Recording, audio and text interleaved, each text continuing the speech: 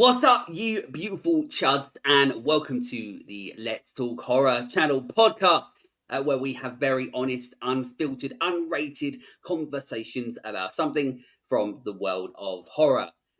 This episode, we are once again very much like the last episode. As you will know, obviously this is our first month back after the unfortunate hiatus that I had to take for the show. I'm not going to bang on about it once again because I did on the last episode. But the reason I'm saying is because instead of coming back and talking about, these sort of doing myself and Let's Talk Horror a favor, we could be talking about, these big, massive movies, the iconic movies of horror. I could be doing that to, at least try and raise a little bit more awareness of Let's Talk Horror while I've been away. But I haven't done that at fucking all.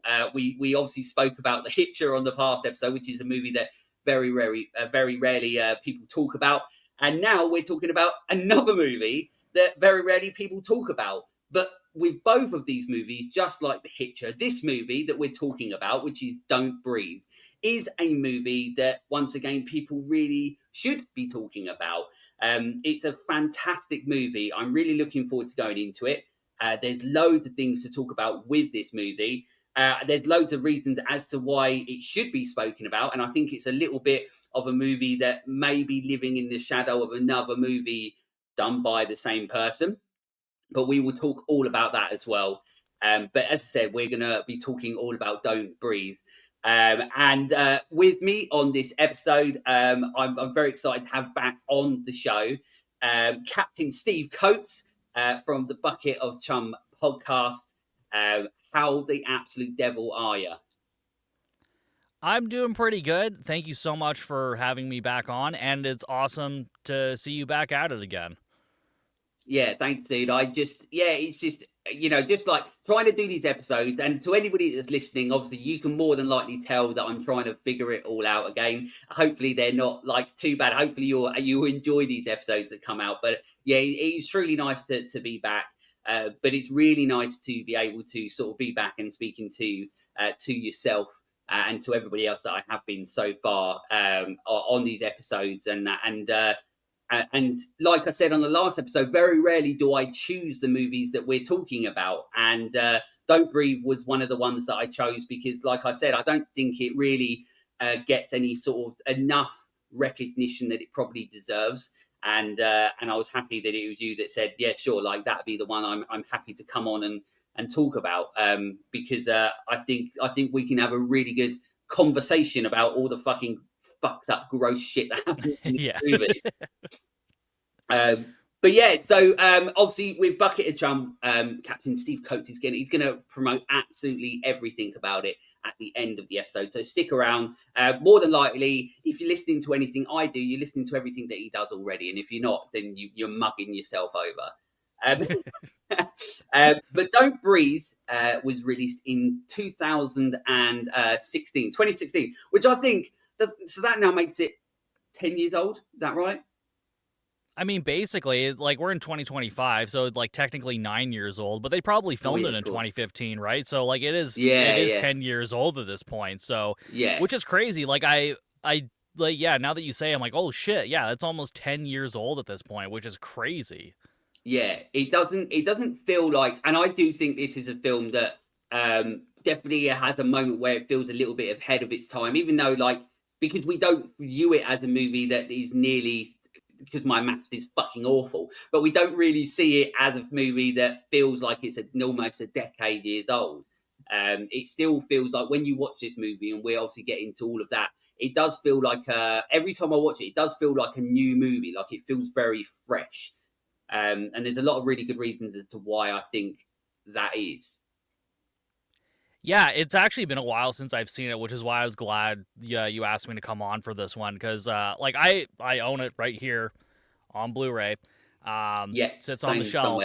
There we go. Yeah, but I guess it's one of those ones I don't revisit as often, and I'm actually kind of glad I don't because rewatching it this time was like it wasn't like watching it for the first time again, but it was like a really good rewatch because I haven't seen it in so long, and it's still just as good and almost just as impactful as like the first time seeing it, because I think like the last like maybe 20 minutes of the movie, like I had obviously blocked out certain parts of it probably from memory, Yeah, which we'll get into. But yeah, like seeing it all again, even knowing what happens, and I'm just like, wow, like this is like so hard hitting. And yeah, I was really glad to rewatch it again because it's so good. It's, and like you said, it's not one a lot of people talk about very often. um and I mean, to a certain degree, that's probably because like it is an uncomfortable movie in places, yeah, absolutely. especially with like the like second twist that we kind of get.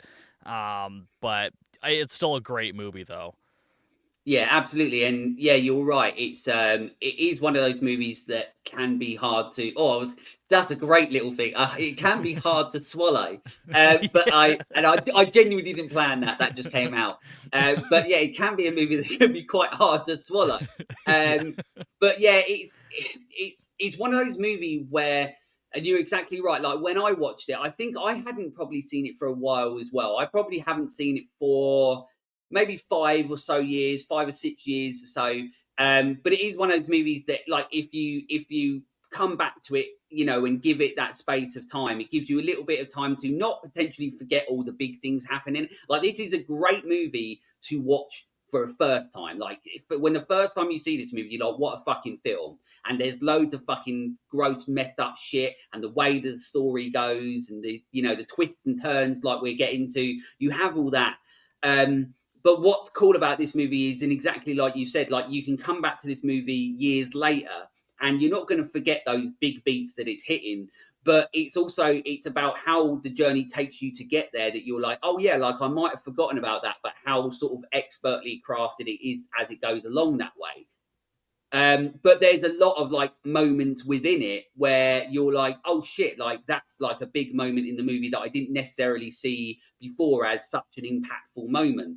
This is a movie that I'm really really fond of, and that's one of the reasons why I'm really excited about talking about it, because it's directed by Fede Alvarez, which I can't help but say his name like that because I think I'm saying it wrong anyway.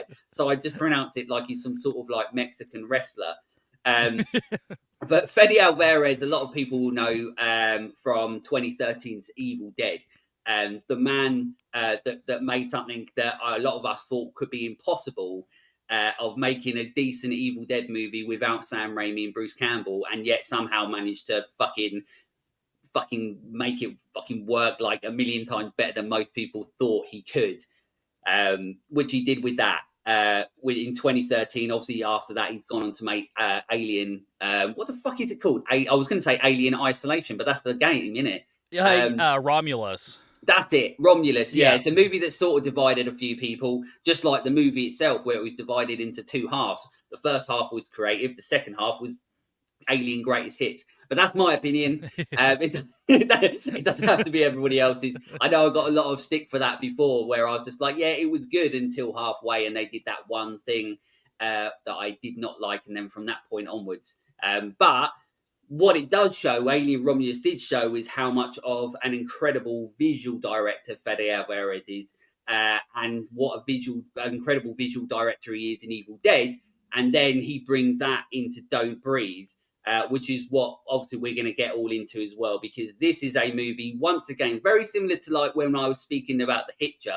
This is a very much so a movie for people who love these types of movies, these types of horrors and these tension and dread-filled horrors, but also for people that love the filmmaking, the technical side of how things look, or how you transition, how you move from here to here to here. This is definitely one of those movies where you're like, Fede Alvarez really understands filmmaking on a structure, a concept, a story level, but he also understands it on an aesthetical level as well. So we get into all of that. It's starring the absolutely amazing Stephen Lang, who is absolutely fucking jacked in this movie. He's just an I absolute love Stephen unit. Lang. He is so good, and especially in this movie, like he is a force to be reckoned with. Yeah, and it's his voice as well. Like I completely forget that like his Yeah. voice in it as well, where he's just like you know what I mean. Like there's so much like there's something so off about his voice, and makes him like more terrifying. But even if you'd have had like a moment near the start of the film where they're trying to set him up to be like nicer until we get to those parts, you still would be like, yeah, his voice is so demonic, so to speak, that it's almost terrifying. But yeah, you're right. Stephen Lang is just it's one of those movies where you're like, no one else could do this. As much as they could try, it's just like that's his role now. We don't have to worry about what happens with a shitty sequel. Yeah. For anybody out there, I won't be covering Don't Breathe 2 because why turn a great villain into the hero of a story now, and they completely destroyed everything that Don't Breathe sort of set up with the character. That's as much of a review you're going to get of Don't Breathe 2. I don't know if you saw it, but I have it on Blu-ray as well, because usually when I buy one movie, I have to have the rest in the series, because I'm fucked in the head and I like to ruin myself, apparently. But yeah, I commend them for doing something different with a sequel, at least. Like, they tried something different. It didn't work, but I can at least appreciate that they tried something. It's been a while since I've seen it, but I feel like my feelings on it would probably be the same, where it's not really that great. But it's, like I said, it's something different at least. But it doesn't compare to the first one. And I think that's part of the problem with trying to make a sequel, is you can't really do the same thing again with that. So like they took it in a different direction, which is fine. But yeah, it doesn't have the same impact that this movie has. No, absolutely. And I think like if it was really interesting for me, not to go too much into the sequel, but also it was like in my moment in time where I started losing a little bit of respect for Fede Alvarez, because he almost did that Eli Roth thing where he had made like a movie that actually worked. Although I don't like Eli Roth as a filmmaker, he's not a fucking good filmmaker. Anybody out there can hate, they will hate on me for that, but I don't like Eli Roth as a filmmaker. I think he's just a very much like point the camera, shoot.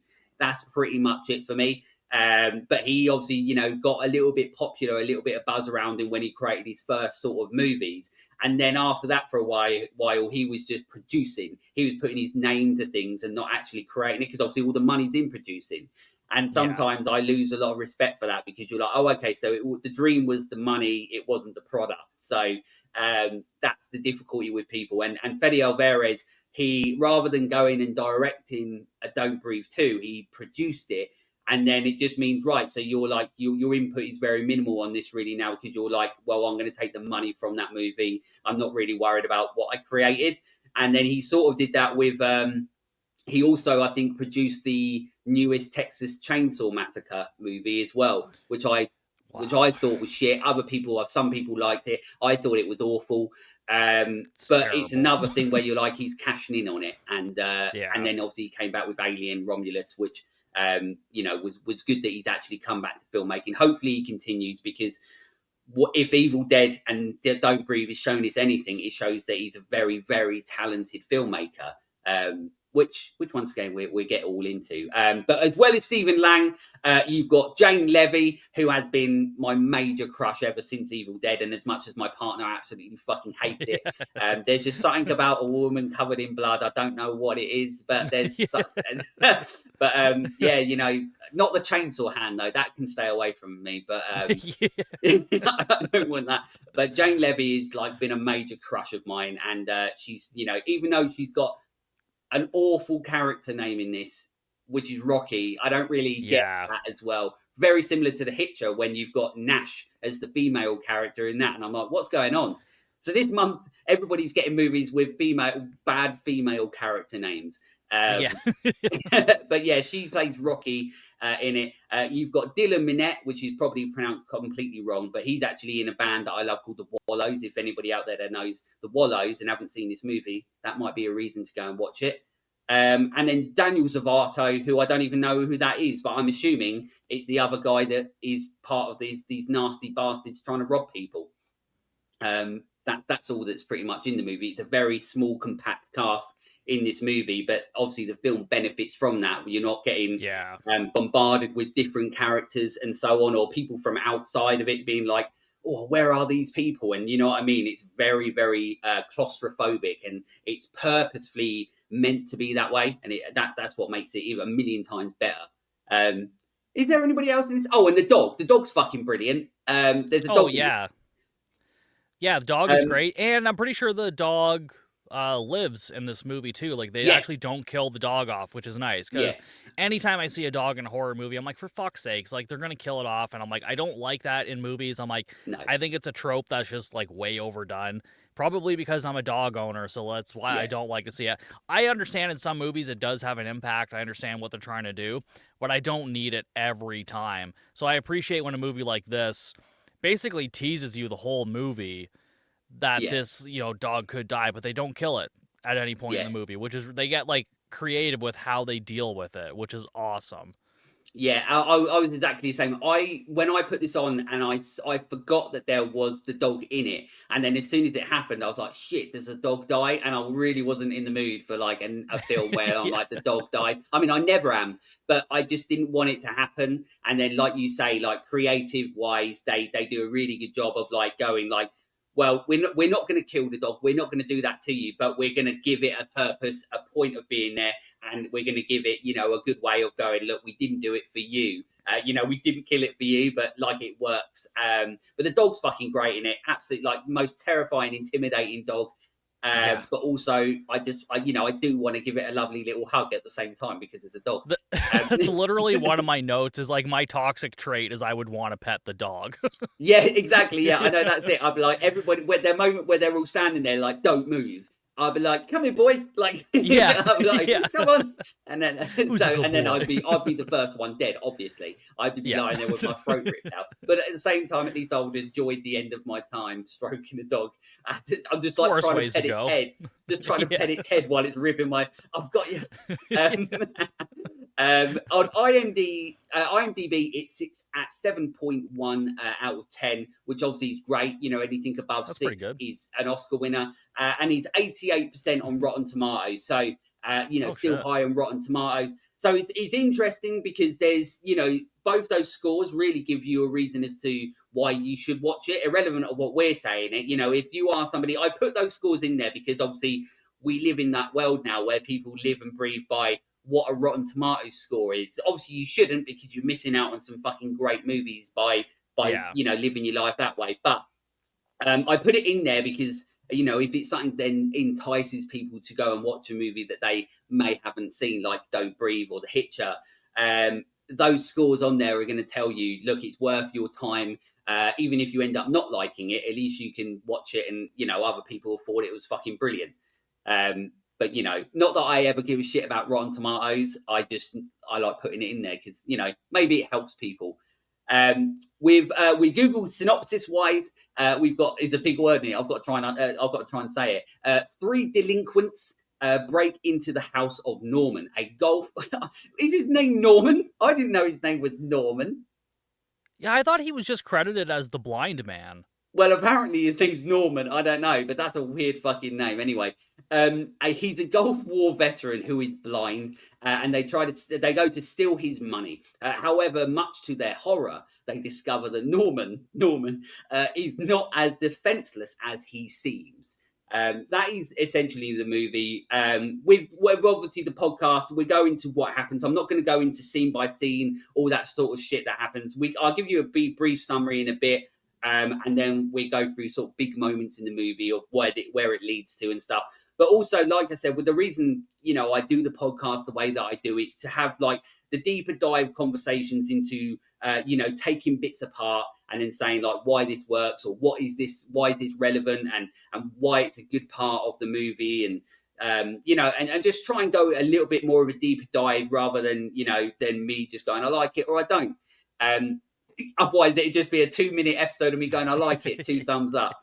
Yeah. Although I'll probably get sued for doing the 2 thumbs up. Before we get into talking about the movie, I always like to ask, when did you first see this movie? Did you see it like when it came out? Was it like, was it recently? Well, it wasn't recently, but when it first came out? Yeah, I think I saw it. I didn't see it in theaters, but like as soon as it was available on Blu-ray, or probably to download from a totally legal site, I'm sure, as soon as it was available. I checked it out because I mean, like, from the director of the Evil Dead movie, I'm like, hell yeah, I'm all on board. So yeah, I think yeah, basically in 2016 is when I would have seen it for the first time. Yeah, I luckily I did get to see this at the cinema. I remember me and my partner went and watched it, and I think a couple friends actually might have went and watched it as well with us. I can't remember, but I definitely saw it on the big screen. And this is like one of those movies, one of those horrors that's meant for the big screen. Yeah, I can see Because that. like at the cinema, you get the tension, the dread that it's building. You've got the moments in the cinema where the people, everybody's absolutely silent, and then you get the really fucked up shit that's coming, and people are like either shitting themselves or they don't know whether to laugh or not, and they're like, I don't know what to do. And there's like jizz everywhere and stuff like that, and Yeah. nobody really knows what to fucking do. But it is a very, very good movie to watch at the cinema. But obviously, the problem is sometimes do those movies then transcend rather than going to the screen, to the small screen, to be able to watch them. And this is one of those movies that I still think really does a good job at just being an all-round fantastic movie that you can watch on the big screen at home. I feel like this movie just needs to be more popular than what it is, because as I said, I think it is a movie that, because Fede Alvarez sort of did Evil Dead and it was such a success, and then obviously he didn't do anything really until Romulus. Um, because Evil Dead was like the one that everybody always thinks about when it's Fede Alvarez, I feel like this one gets a little bit like left behind. I'm trying to think of an example of it, but I can't because I'm too fucking dumb. But there's like, there are movies that sort of like always live sort of in the shadows. Well, very similar, I would suppose, almost like the Texas Chainsaw Massacre, obviously one of the greatest horrors of all time, one of the most iconic and influential ones. And then you have the reboot that comes out. And now a lot of people, I absolutely love the first, the reboot, the remake that they did. I absolutely love that movie. And I think like it's a great movie. I think technically it's absolutely stunning. I think it's one of the most beautiful movies that I've seen in horror, but it is always going to live in the shadows of the Texas Chainsaw Massacre. Yeah. And obviously a lot of people will think that's the stupidest fucking comparison ever, because loads of people hate the remake and a reboot, but I like it. But for me, that's like an example where you've got, he does his version of Evil Dead. It's very successful. It does really well, and then he does Don't Breathe. And then between the two of them, yeah, he sort of gets left in the shadows, and that's a bit of a shame to me, because I would probably say on a technical level, this is better than Evil Dead because of the set pieces that we get. They're done in very, like you mentioned earlier on, or every set piece is very creative. And there's a lot of creativity in this movie, whereas like Evil Dead is more of like a fucking insane horror. If that makes any fucking sense. Like, Yeah, no, because Evil Dead is just like balls to the wall, gore, blood, and horror, which is what we're there for an Evil Dead movie, right? So like that's yeah, why that works so well. And he used like 99% practical effects with like some digital touch-ups here and there, which is fine because it works. This movie, and he intentionally did this, there's not a lot of gore in the movie. As visceral and like uncomfortable as this movie is, when you really look at it, there's not that much blood and gore in yeah, the movie, which, when those moments do happen, are so much more impactful, which is what makes him a great filmmaker, because he can do a movie like Evil Dead where it's very reliant on the gore. Because, I mean, you can't make an Evil Dead movie where it's not gory or yeah, silly or something like that. And he went with the gory, bloody route, which is awesome. But then you take a movie like this, uh, if it was too gory, it would not have the same impact, because to a certain degree, like, you got to suspend your disbelief for a little while, but it feels a little bit more real. So when those moments do happen, like, you really feel it. It's just so well crafted in the way he does things, like right from the sound design to the frames that he uses, and some of the other scenes I'm sure we'll get into in a bit. But like, yeah, it's such a stark difference, but it works so well for what it is. Yeah, absolutely, and you're exactly right with how it's set up and set pieces, and obviously the sound design. And I'm glad you mentioned that because I will speak about that as well because I think there's something very clever that he does with the sound design in this movie as well. So that would definitely be something I want to talk about as well. But I mean, Google basically said it once again. This month we're talking about a movie where you aren't having to overthink about the concept, the idea, the story, the structure. It's very, very simple. You've got you're introduced to these three characters. Although the film opens very well, which I'll go back to in a minute, but you're introduced to these characters.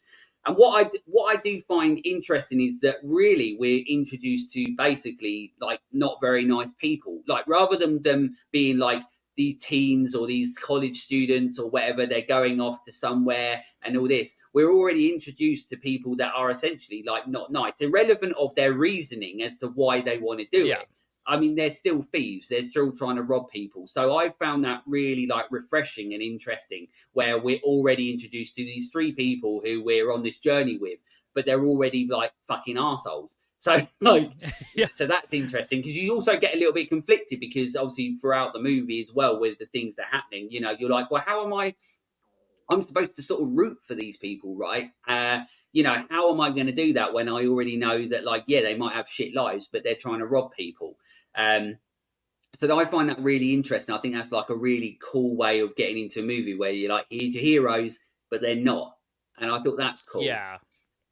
But 100%. And yeah, like they definitely give you a reason later on to yes, root for these people specifically. You're like, oh, they're not as bad as he is. yeah, yeah. They are the lesser evil of this movie, which is what once again the greatness of this movie and what Fede Alvarez manages to create this movie, and it just switches to that at that point we're getting to it switches, and you're like, fuck, didn't see that coming, literally. Yeah. Yeah. I'm all about these fucking jizz puns on this one. But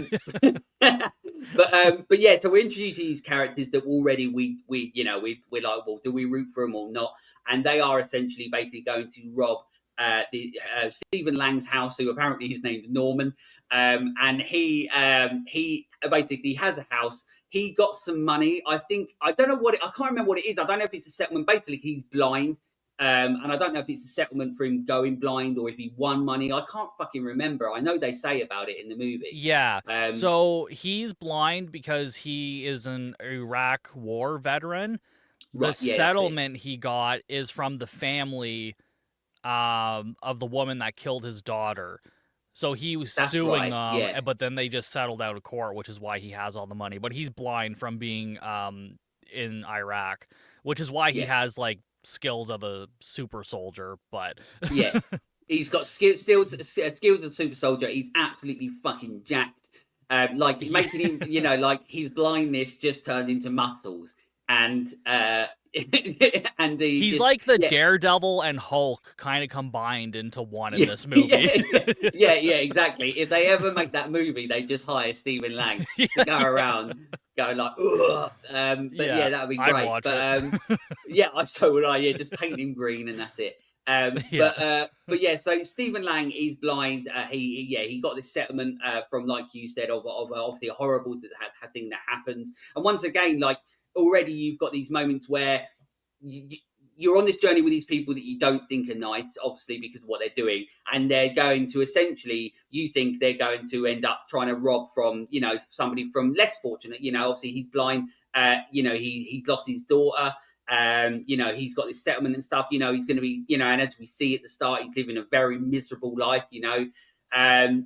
You feel for him at the start, and obviously we're getting to everything that changes through that, because throughout this movie, that is basically as soon as they get into the house, that is the rest of the movie. You are within this essentially one location until the last sort of third sort of act. You are pretty much predominantly within this house and the different rooms of this house. And it just becomes a cat and mouse game in this movie, but a really, really clever one, because how do you do it? Like he's blind, and there are these moments where they're having to stand still, but like the tension that creates and builds of something so simple, of like if they move, he's going to know, and he might be walking around with a fucking gun, and he's literally like inches away from them. And it's such great filmmaking, and it's very like, it feels like at moments very like Hitchcock, so to speak, where like, Yeah, I don't know what it that's is. so It's just, true. it's very, it's so well made where you've got the tension and the dread, where you're like, all it takes is like one sound and then they're dead. And obviously this is something that happens multiple times throughout the movie, and that's what creates it, creates what it is.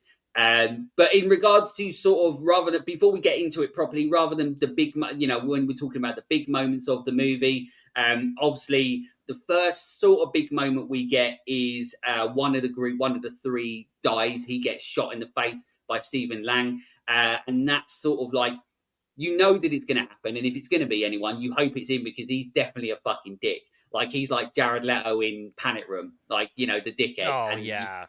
and he's got the same hair as well, so you're like, this guy's going to die. That's true, he does too. Holy shit. He's probably just watched Panic Room and was just like, I want to be like Jared Leto. Probably not now. But Yeah. Yeah, don't strive to be like Jared Leto in any scenario. It doesn't matter what movie or real life it is. Don't be like absolutely. him. But yeah, like his death scene is great because like, yeah, he is a dick. And the tension is like really high in that scene too. Yeah. But yeah, as far as like first deaths go, like he deserves it because in the opening scene when we see them robbing somebody, he pisses all over this house, and I'm just like, you're leaving voluntarily DNA evidence all over the Yeah. place.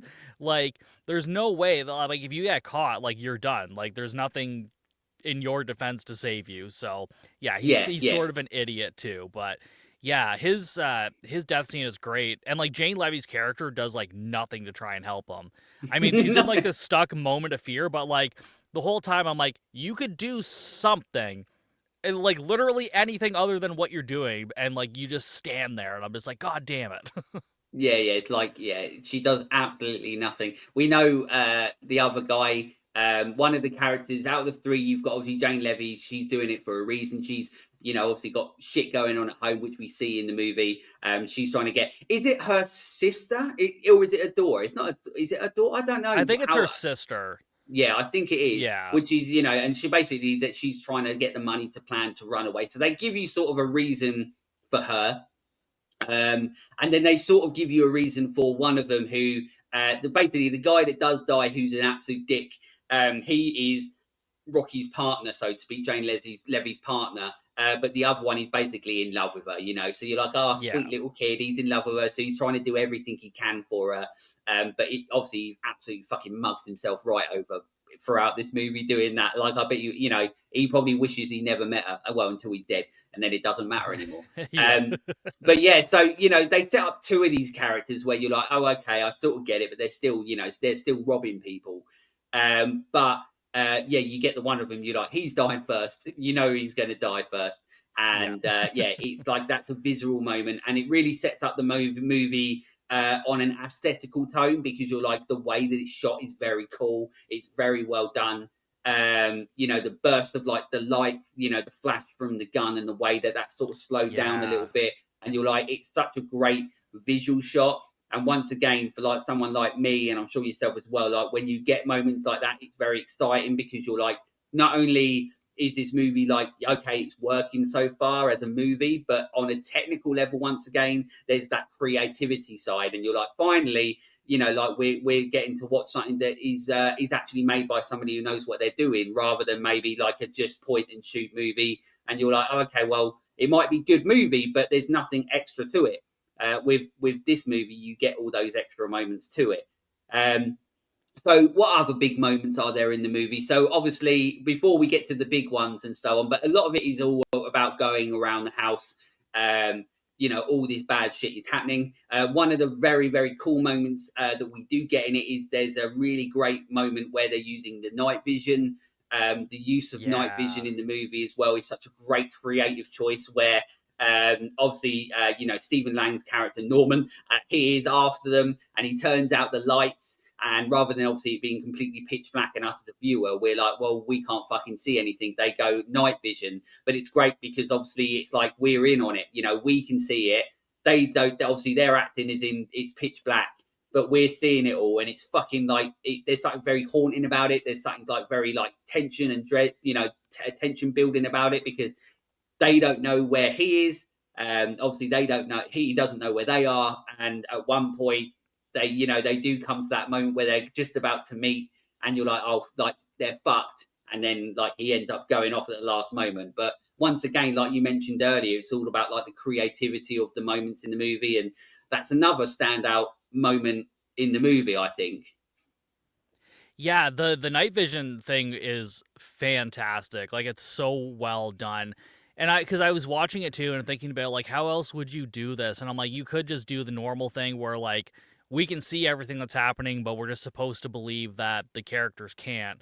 Which Yeah. sometimes works, but a lot of the times like it kind of takes you out of it because it's like, well, I can see everything clear as fucking day. Like, why can't you? Yeah, yeah. But like when they switch to the night vision, it really does give you that sense that they are in the dark and they can't see anything.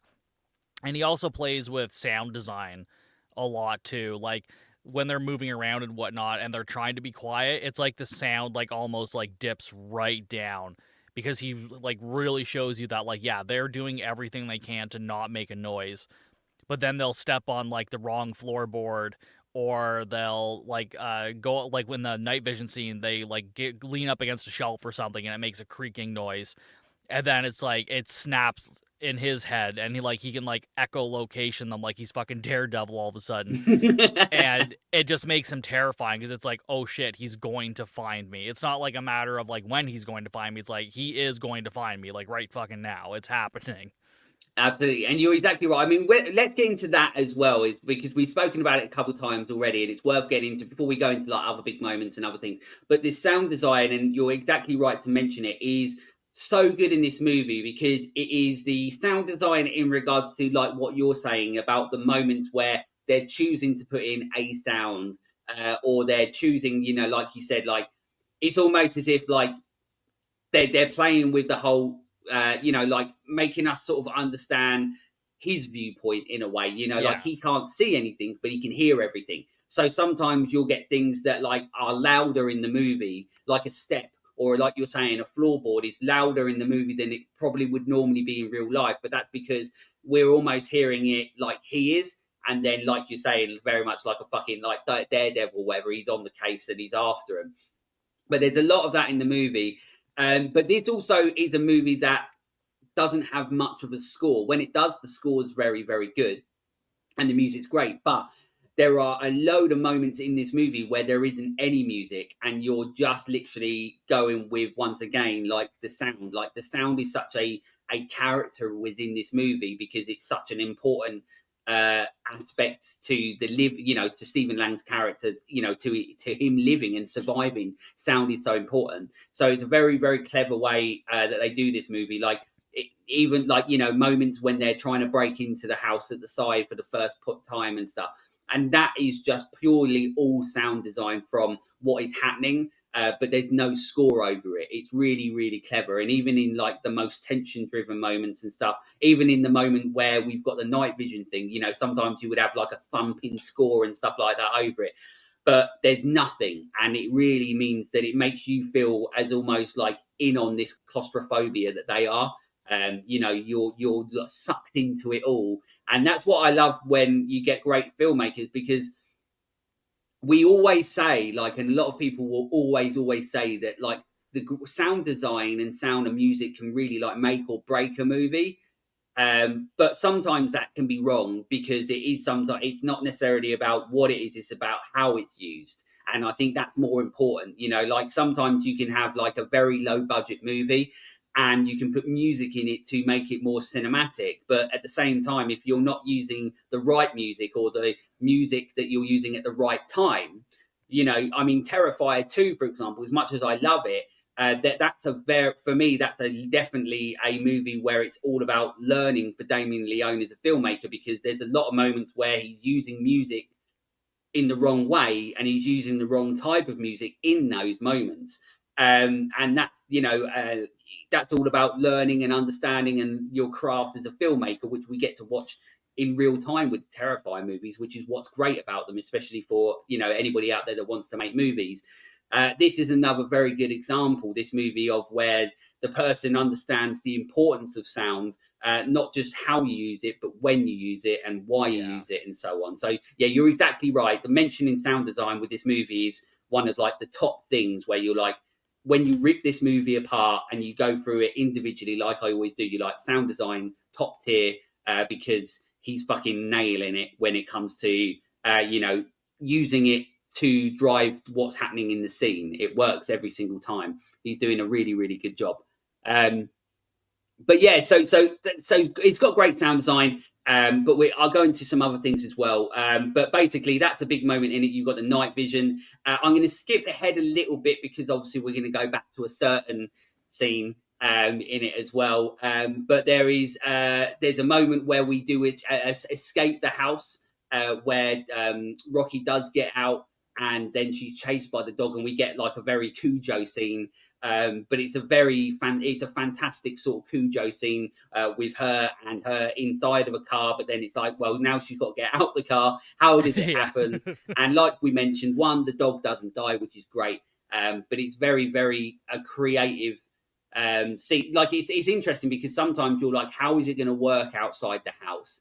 I don't know if you're the same as me, but I think it's a really good way that they transition from outside the house and then bring it back in. I think it works really well. Yeah, it does work really well, and I especially like the fact that like they're in this like really big abandoned neighborhood, much like Barbarian. It's kind of like the same Yes, thing. I It's was like this is thinking the like the same thing. last Yeah, house I think on it's this street or Detroit. neighborhood. It is Detroit. Both of them are in Detroit. So, lesson here: don't go to fucking Detroit apparently because it's a goddamn nightmare. So, Yeah, yeah. Unless you're but shooting yeah, a no, the horror. way Yeah, we transition back and forth actually works well because really we just transition back to her being in another claustrophobic situation because she's trapped in this car now. She was trapped in this small house and now she's trapped in this car, but instead of like an old blind man, like there's this nasty fucking dog that's like not giving up. Like it's not going away.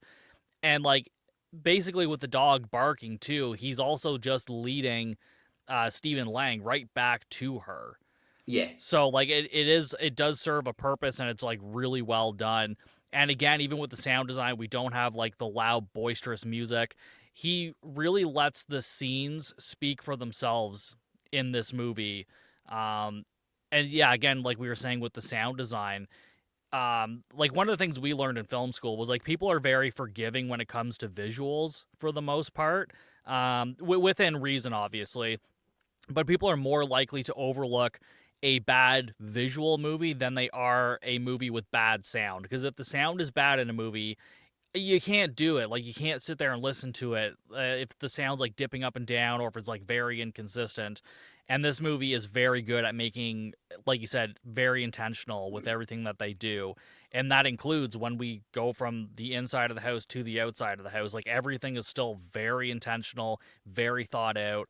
And like I said, we're just going from one claustrophobic situation to another one, yeah. and in a very clever way too.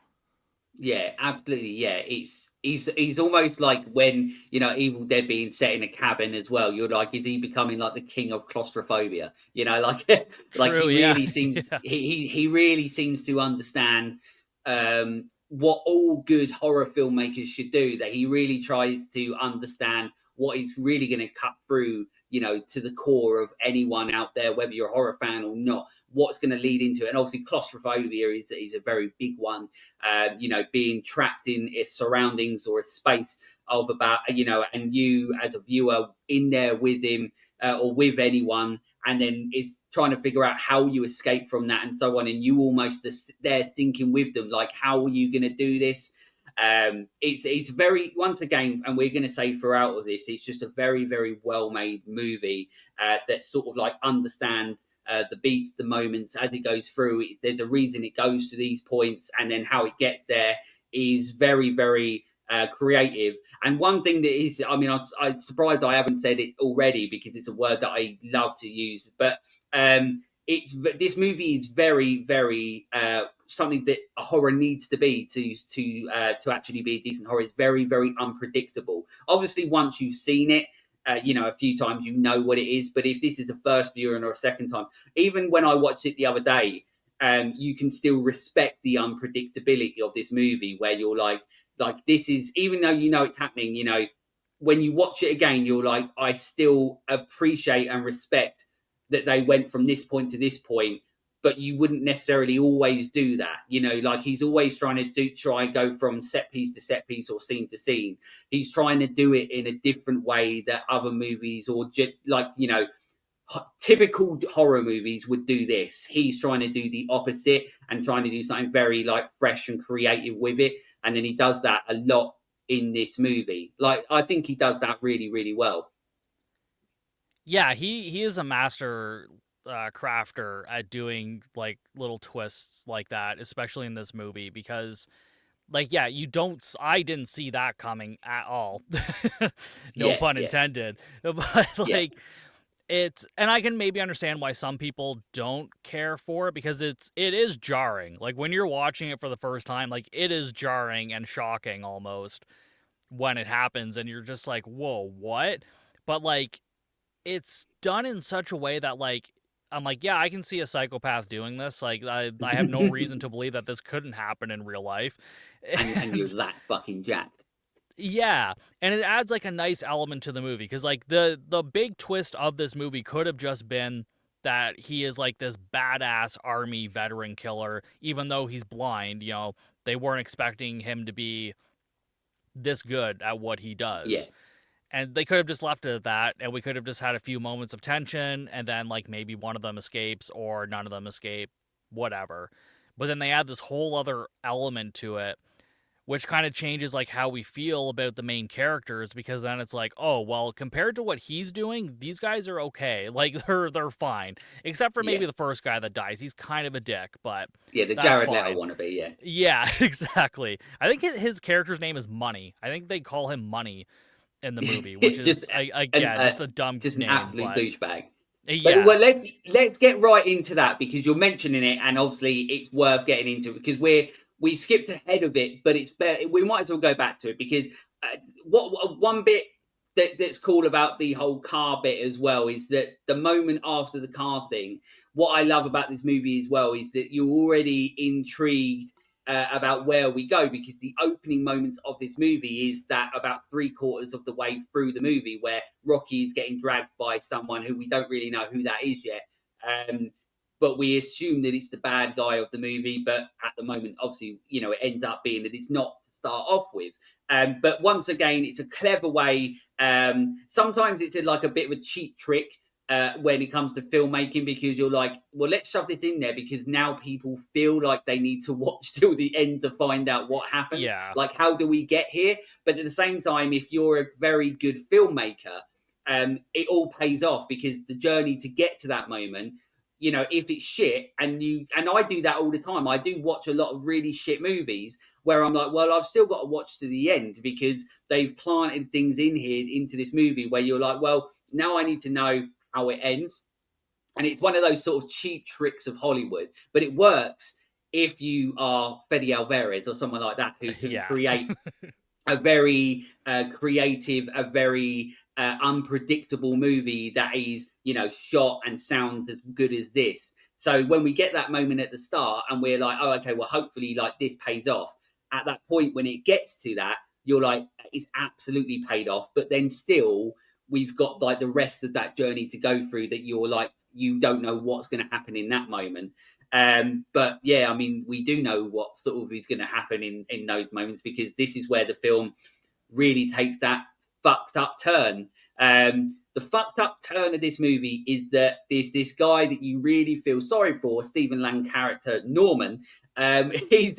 He's not as nice as you think he is, because as they go further into the house and they go down into the basement and stuff, we find out that he's actually captured a woman, which when I first saw this at the cinema, and I always remember being in the screen with all these people, it was just an absolute like fucking like gasp, where everybody's like, what the fuck? Like, you don't expect it. It comes out of fucking nowhere. Like, yeah, the guy's a little bit creepy, like, so to speak, but like, you do like, he's watching videos, on his TV about his daughter that died. Like, you do genuinely feel for this guy, and they're here to rob Yeah. him, like they're being the dicks. But then it just fucking turns, and that twist sort of happens in a way where we find out that he's got a woman trapped, and at that point we don't even know what he's done to her, but we just know that he's trapped a woman, and the woman basically ends up, I think she's the person that ended up was the one that was in driving the car that killed his daughter. Is that right? I think. Yeah. So she was the one that drove the car, and then I guess her family is rich or whatever, so they just paid him off basically. So yeah, he kidnaps her. Yeah, and it basically, like, at that point as well, you're almost like, as horrible as this sort of sounds, it's almost like, right, okay, so this is now like a revenge plot, so to speak. Like, now it's like he's now trying to get revenge because he's now, like, as wrong as it is, but also we're already following these characters that are doing something wrong anyway. Yeah. So at this point you'll think, well, everybody's like, not the person that they should be, or you think they are. But then, not long after this, we then get a scene where we then find out that she was pregnant. So she does die because she ends up getting shot by Stephen Lang by accident. Then he does the whole crying thing, which is, a great scene as well.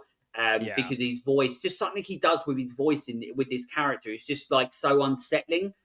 That there's like almost a way that I don't think you could ever think this person was nice, as horrible as that sounds, just because he's so intimidating in this movie. Yeah.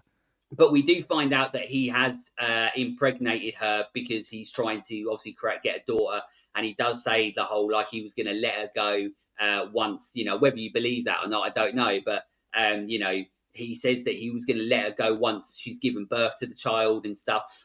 So it's sort of like, it is really fucked up.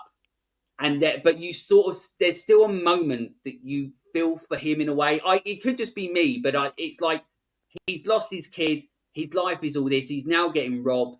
And as wrong as what he is doing, and what he's doing is a disgusting thing.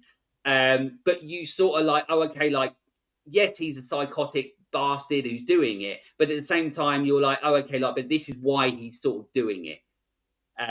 But then we go to the extra lengths that he goes, and this is when, so after she is dead, he captures Rocky, and basically, with his line, and annoyingly, I was working on the impression of what he says, and now I've fucking forgotten what he says.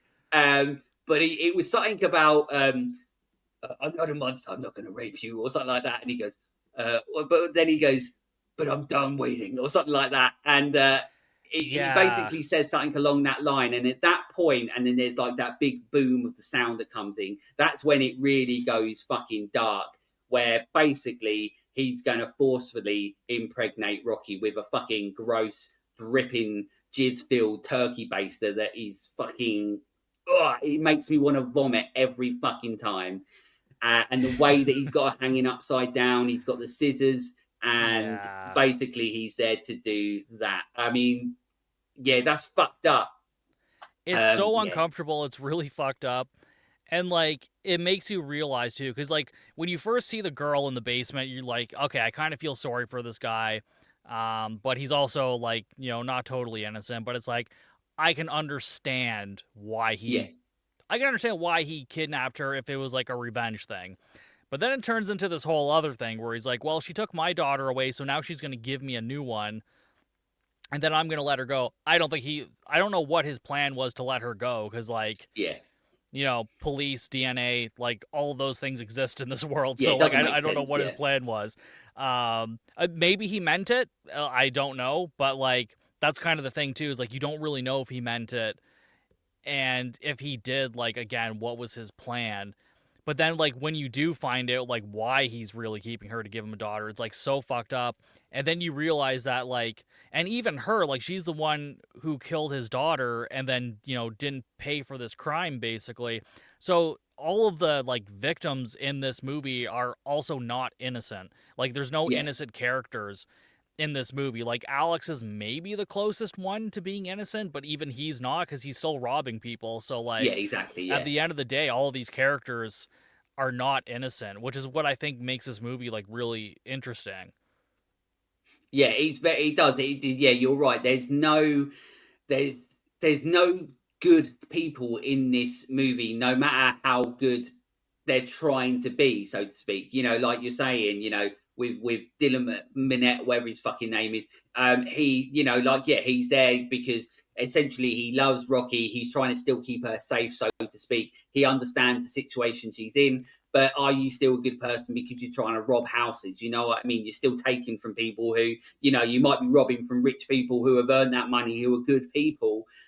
You might be robbing from people who don't have money, but they might have something you want. Like just because they might have, fundamentally, some of them, they might have good intentions, so to speak, in regards to why they're taking the money, but it doesn't mean they're good people. And then, like you mentioned, the woman that's, that is the person that killed, Stephen Lang's daughter in it.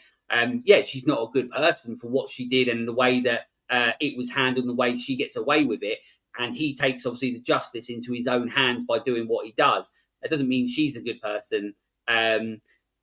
But and then obviously he's fucking not a good person at all because of everything that he ends up doing, and that's the thing. And I love that turn. I just love that turn in the movie where we're no longer, because then we do get the traditional horror where we end up then rooting for Rocky, because you're like, I don't want him to be. Yeah, I don't want to watch a movie where I'm watching him shove a turkey baster inside another person to impregnate them. But luckily, we don't get that. But we do get something. Unluckily, we get like a moment in a scene that everybody.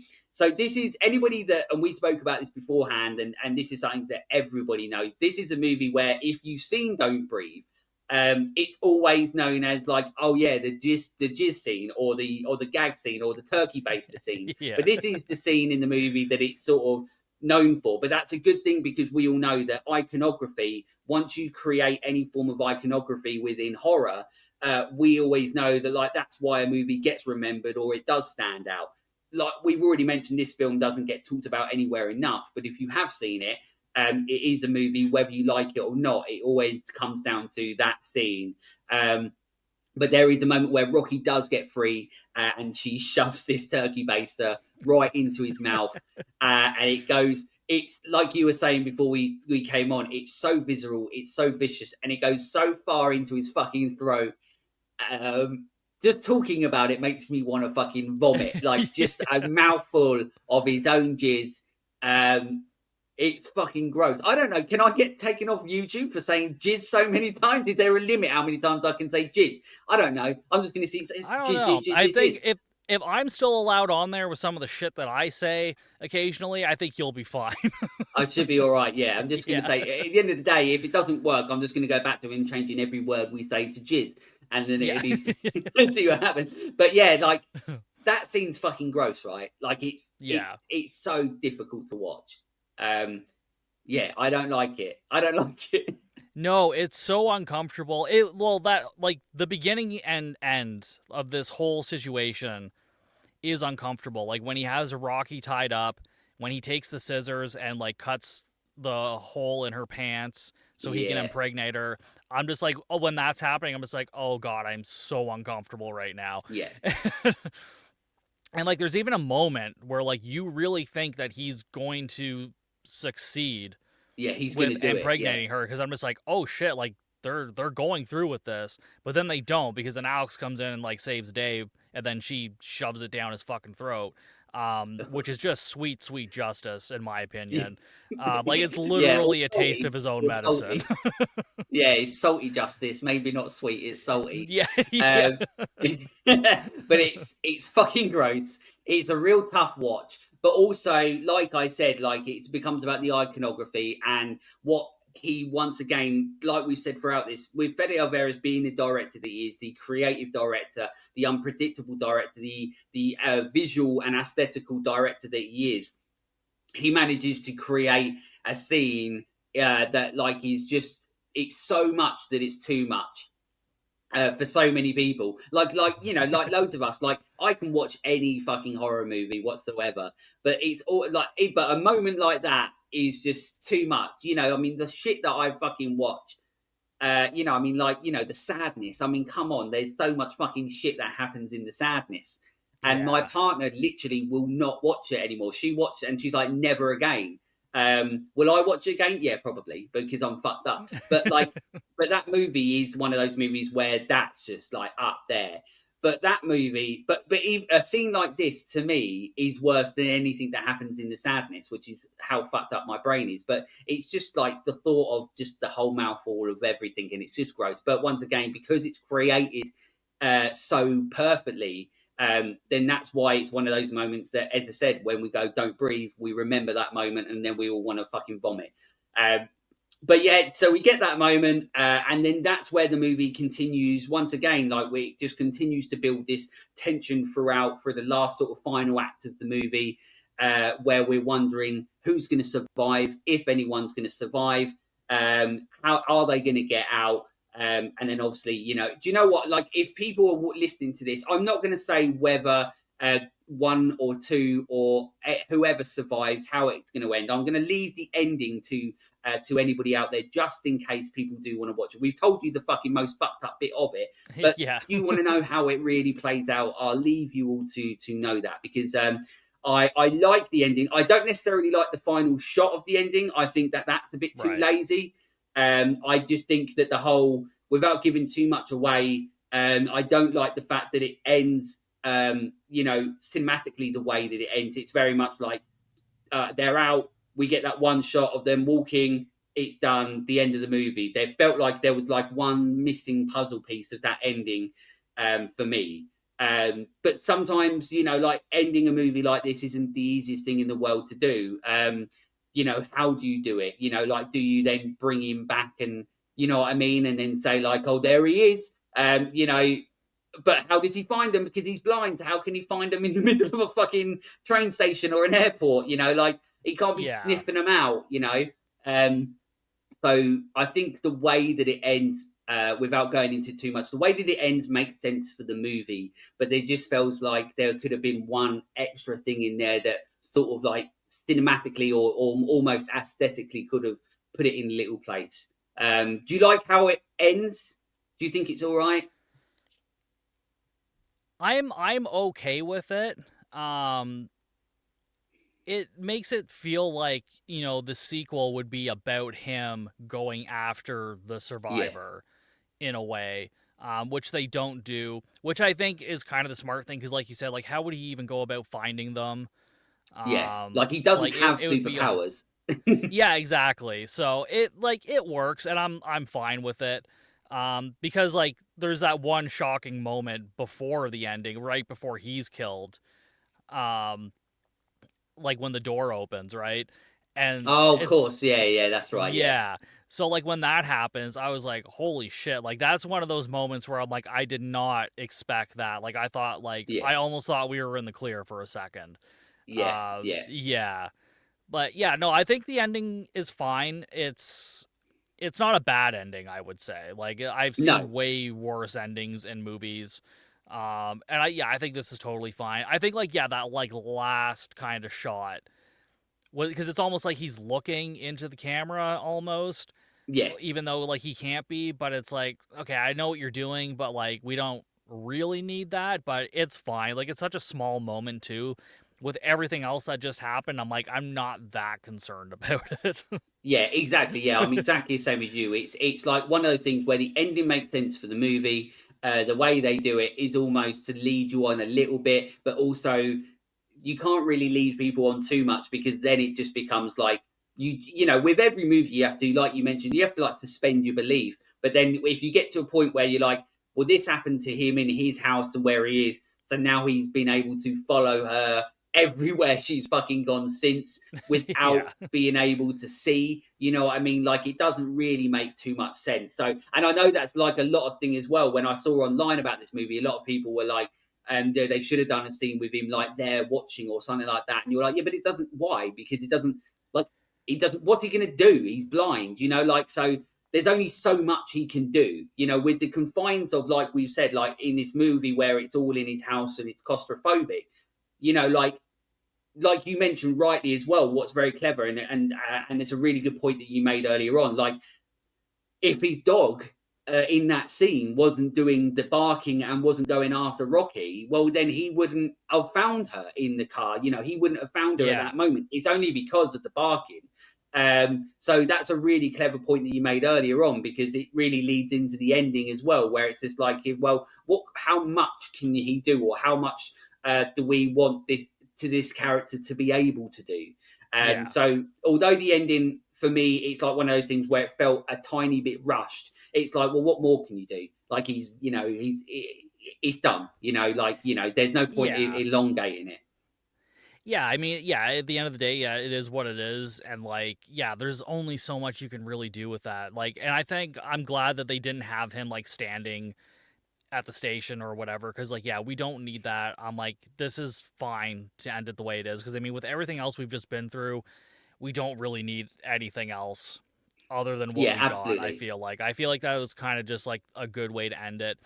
And like, that kind of reminds me, I just saw the I Know What You Did Last Summer reboot sequel Oh, okay. thing last night, and there's literally one scene in the movie.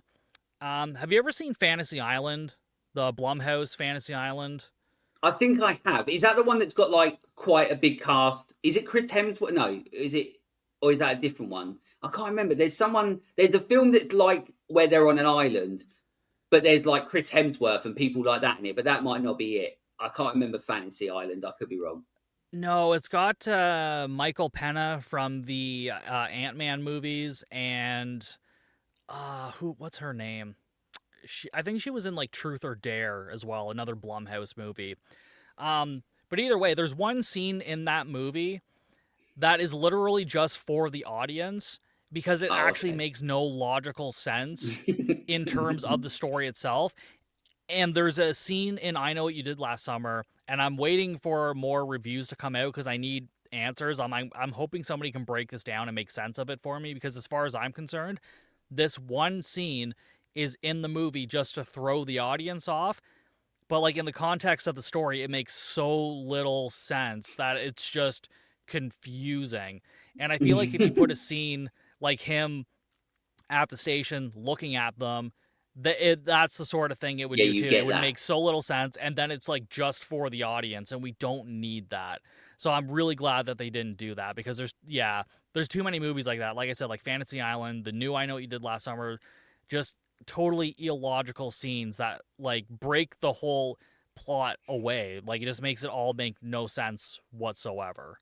Yeah, you're absolutely right. And once again, a lot of it all once again goes back to Fede Alvarez, the Yeah, the guy that managed to create what he did with Evil Dead, and really like blow all of our minds. Because like I've mentioned with that movie, I mean I've been very honest. Like I felt like I needed to boycott that movie. Because I'm like, you can't fucking make an Evil Dead movie without Bruce Campbell and Sam Raimi, and like everyone, we had to basically shut our fucking mouths, eat a humble pie, and then be like, yeah, "Wow, like what a fucking insane movie!" But what's great is that he isn't and wasn't a one trick pony. He did that. He came and made Don't Breathe.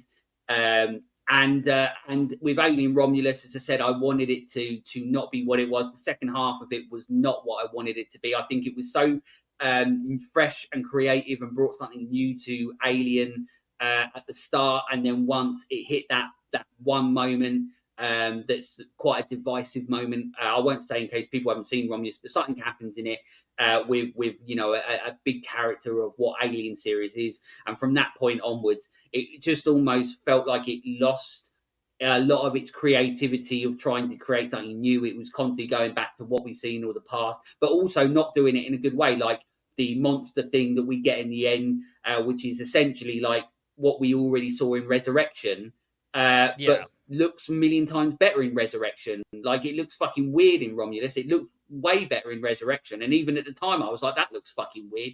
But I'd much rather have the Resurrection one than we got in there. So it just ended up becoming the greatest hits. But all throughout that movie, it's you can still heap the praise on Alvarez for trying to do something with Alien. I look forward. He's one of those people very much like your Ty Wests and your Jordan Peels and so on. Like you've got the modern day filmmakers, the modern day creators of horror. you get very excited about what they're doing next, because you don't know what journey you're going to go on with the construct, the concept, the story, the idea. You don't know really what you're going to be going on, and that's always fun, because once I I've already said, unpredictable horror is always one of the hardest things you can do, and if you can do that in whatever sense of the movie it is, that's always exciting.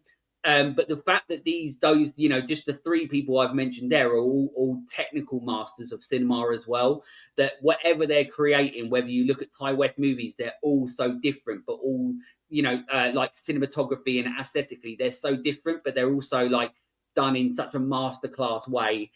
Jordan Peele is the same way, of the way he creates and shoots, and these movies look beautiful as well as, like, unpredictable. And then obviously we have Fede Alvarez, where he's making visually stunning movies as well as unpredictable and interesting movies. I hope that he doesn't get himself stuck in this sort of alien universe. I do hope that he does, go, oh look, I've got another idea, like Don't Breathe.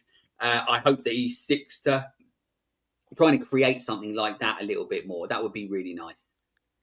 Yeah, I would like to see him do more. I know he is working on a Romulus sequel, which I'm fine with, because like the big moment you're talking about in Romulus, like, yeah, I wasn't a fan of that particular part of it, but I think that was also a studio inclusion. Like, I don't think that was something that he necessarily wanted to do, but like, again, if you're making a big movie like that and in an already established franchise, you have to make compromises. So that is what it is.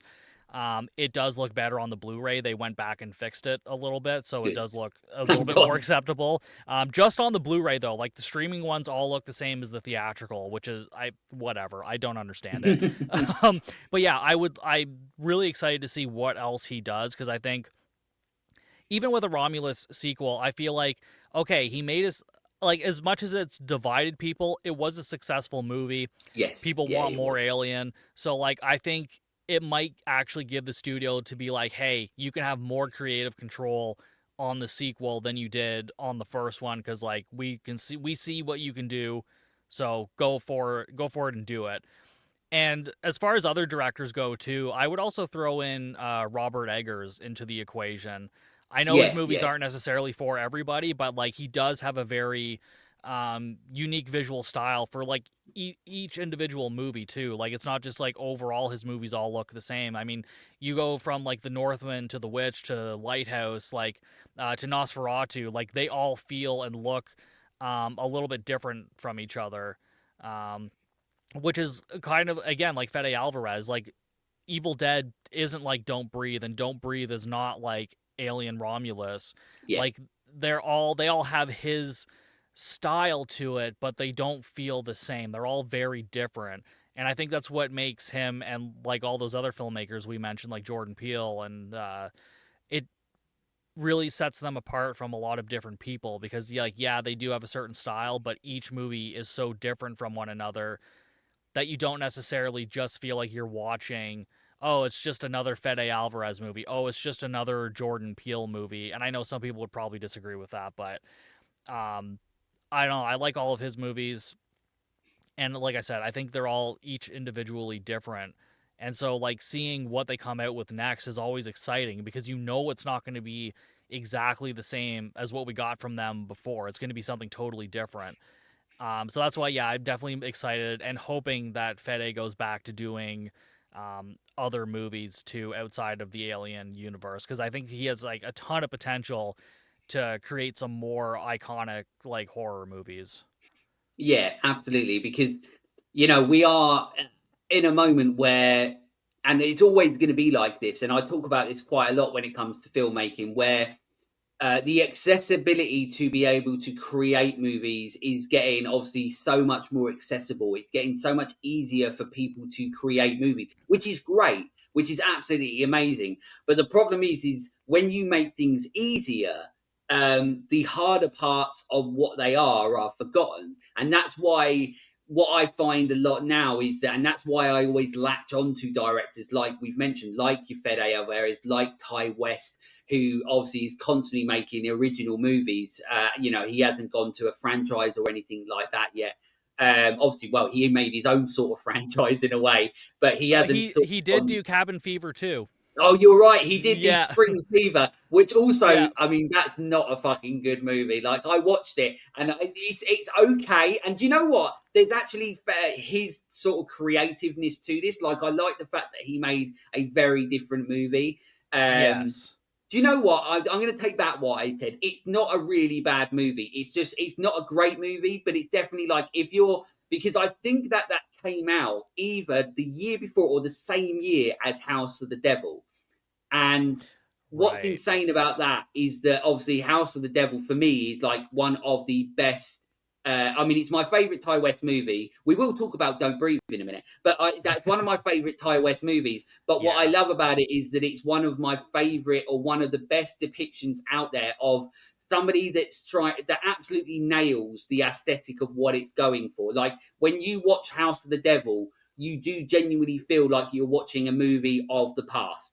You don't feel like you're watching a replication of somebody making something now or back when it was to appear to be like if you watch for something like a piece of shit like the what's the new Fear Street Prom Queen Prom or Queen. whatever it Yeah, was.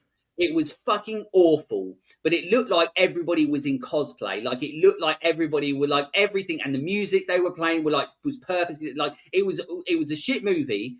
But it was also like everything just didn't work. It just felt like everybody was just dressing up. Whereas if you watch say something like House of the Devil, that to me is in a masterclass of going. By the way, you think that you're watching a movie like if somebody doesn't know that it's made when it was, you could easily go, oh, well, this is like an 80s or a 70s gem that I completely didn't know was made, and then people are like, oh, no, it was made in this time. They're like, what the fuck? So yeah, so someone like Ty West, aesthetically is really really exciting. But the problem that I have at the moment is that the easier that you make it to make movies, that art form of technical filmmaking goes away. And like with yourself, like where you've got your poster in the background, Jaws is a prime example of what helped create everything that cinema is, or one of the movies that helped create cinema is what it is. But the way Steven Spielberg understood to an absolute T technical filmmaking, it means that he can make movies the way that he does. And the less that you understand about the technical side of filmmaking, the more we're going to lose the way how beautiful movies can be and how you can make creativity like really stand out in movies. And that's something that obviously Fede Alvarez has done with Don't Breathe, that throughout this whole movie, it's such a very creative movie, not just in regards to like where we go scene by scene, but it's a very aesthetically creative movie as well. And they're my favorite types of movies that we don't see what's going to happen, but we also, when we're seeing what is happening, we're blown away by the imagery, what we see. You know, very, very much like the movie we spoke about before with Hitcher. When I did that episode, the previous episode, the Hitcher is a absolutely fucking cinematography wise beautiful movie. It is the exact movie cinematically that it needs to be. But it could have been shot so differently by someone else. So that's why I think this film works the way that it does, because we managed to have somebody like Fede Alvarez creating it. And like you mentioned, hopefully he goes on to make some fucking rad stuff in the future that's not just Alien. Hopefully not. yeah. Hopefully not. I mean, I would really like to see what other kind of like original movies he can do, or if they do give him another franchise or remake or something, in a different universe, I'm fine with that too. Because anything that he can do, I'm on board to check out, because I think he's got a ton of potential.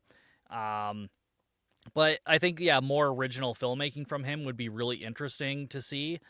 And I'm hoping that like doing a movie like Alien Romulus will actually give him like the credit and attention that he needs in order to create something that he wants to. I'm hoping that he doesn't just get stuck in the rabbit hole of like just doing alien movies for the rest of his career or something like that. But Yeah, yeah. Fingers crossed. Yeah, you're right. fingers You're right. crossed. Yeah, Sometimes doing a big movie, sometimes, yeah, sometimes doing a big movie like this, it sort of, means that you've got a little bit of, your name where you can go, well, can you give me a bit of money to go and do this other movie that I want to do? So fingers crossed he does. I'm just going through sort of my notes and stuff as well, but there's a few things. Obviously, I put Rocky as a bad name. Of course, yeah, it's a bad name. Yeah. I just don't like. It doesn't work. Just call her Jane or something like that. One of the things that always this film feels for me, it feels very 90s. There's something that's like very 90s about this movie, and I'm trying to pin as to like. It feels very David Fincher with this movie, and with once again, obviously, you've got the douchebag that's like dressed like Jared Leto in it from Panic Room, which is a Fincher movie. But when I was watching this movie, there's a lot of moments that aesthetically feel very Fincher. You've got like the shot very earlier on in the movie where it's just almost one shot where they're moving the camera through the house and you're following this character, but then it splits off into this character. And it's a very like sort of Fincher-esque shot. You get a lot of moments in the movie where you're very utilizing depth of field really, really well. We understand like Fincher's like the king of, I mean, like literally Seven is still to this day one of, if not the most beautiful movies ever made. Which is what's always really funny about horror, and this is why I love horror. And it's another thing I love about it is that for the type of movies that are supposed to make you feel the most horrible things, and you see the most horrible things. Horror films really, to me, show if you're a great filmmaker because they can be some of the most beautiful movies that you've ever seen. Like I mentioned, like the remake of Texas, Texas Chainsaw Massacre, to me, the original, is still, no matter how low budget it was, it's still one of the most beautiful movies I've ever seen in my life because of the way that it's shot, the way that it's all set up. The shots we get, when like some of the most beautiful shots is when he's having his little dance with a chainsaw at the end, swinging it around. But we get that Texan sun in the background, and it's some of the most beautiful shots ever. Jaws has got so many. But yeah, so this movie is one of those movies, and as I said, Fincher with Seven, that's to me, even though it's like you get some of the most horrible imagery on screen, the way that it's shot is still timeless. Like you can watch Seven now and you're like, this feels like it's a film that was made like fucking yesterday. But I think like there's a lot of that with Don't Breathe where it feels very Fincher. The story feels very sort of 90s-esque. Maybe, if it wasn't Stephen Lang, it could be Mel Gibson. I think he's probably the only other person that I could think was doing it. He'd probably go full method at that point in his life, and he's the most drunk man on set. But but it does feel very night. Do you feel that, or am I completely wrong? Or do you feel that it's like of modern times? Or yeah, I think because like for the most part, like we sort of don't fully rely on cell phones in this movie. Like they're definitely used. I mean, it's unavoidable if you're having a movie set in modern day. Cell phones are going to be involved in some capacity. They don't heavily rely on it. And I agree too, especially with the way it looks like a Fincher movie, because it looks like a 90s Fincher movie. Yeah. Because there's even like when money gets shot, that looks very much Fincher, like very Fincher because it looks like the scene from Fight Club where the narrator shoots himself when he's talking to Tyler.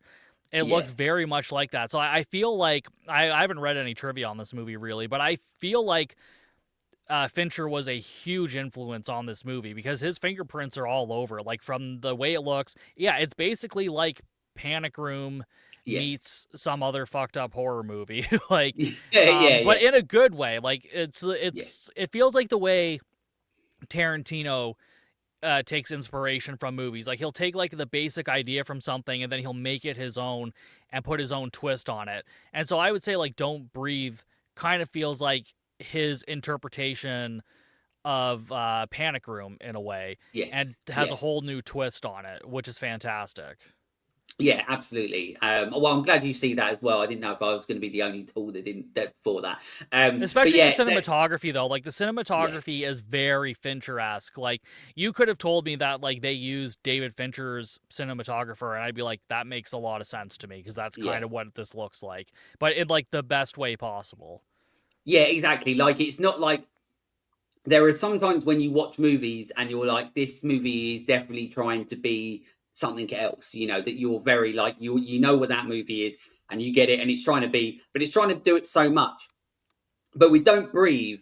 Like you don't go, oh, this is just trying to be a David Fincher movie. Like you love this movie for what it is. It's almost like you respect it because you're like, it is its own thing, but you understand the influences that it had to create what it is. And obviously, there's not many better influences out there with David Fincher, especially when it comes to, technically and cinematography wise, like if that's the people that you're like learning your filmmaking from, we're going, well, I want to learn how Fincher makes his movies. I mean, you're not going to go wrong there, as long as you're not completely ripping him off. Which obviously, like a lot of people, especially in the 90s as well, when Fincher was big, so many movies were just being like, well, how do we make the next like David Fincher movie without him? But you can't. Because, unless you've got, all the time in the world to do a zillion takes of a fly on a wall, then, then the patience. But that's just David Fincher. The only other thing I've got, because there's not really many gripes that I have with this movie, as I said, like, the ending, once again, it makes sense to what it is. But could it have been a little bit more for me? Yeah, but it is what it is. There's only one thing I think that's a little bit done with this movie, and it's the whole ladybug thing. That just bugs me a little bit. It's just because you don't need it. Like they mention it earlier on in the movie where it's like a ladybug or whatever, or something like, it's like almost like a good luck thing for her, something happens with a ladybug, but then like throughout the movie, there's a moment where she's in like absolute fucking shit, and then a ladybug comes and it almost shows her the way, and you're like, you didn't need that. Like, it was just that was totally unnecessary. Totally unnecessary. You didn't really need that. But it's at least a small enough part of the movie. Like they don't make a huge emphasis on it, which is nice, because I feel like if they tried to push that a little bit more, then I'm like, this would have been like a big gripe with me. It's unnecessary, but it's not the worst thing I've seen. No, like it's either like if they'd have done it where you'd have seen like the ladybug 2 or 3 times, and you're like, that's fucking stupid. Or if in that moment she got up and followed the ladybug, and it was like some fucking Disney shit, and then you're like, oh, that's fucking, like, that would be dumb. But it was one of those moments you're like, oh, okay, you don't need that. It's fine that it's there, like you said, because it doesn't get in the way of what we watched and where we go. But you're like, who gives a fuck? It's a ladybug and we don't need it.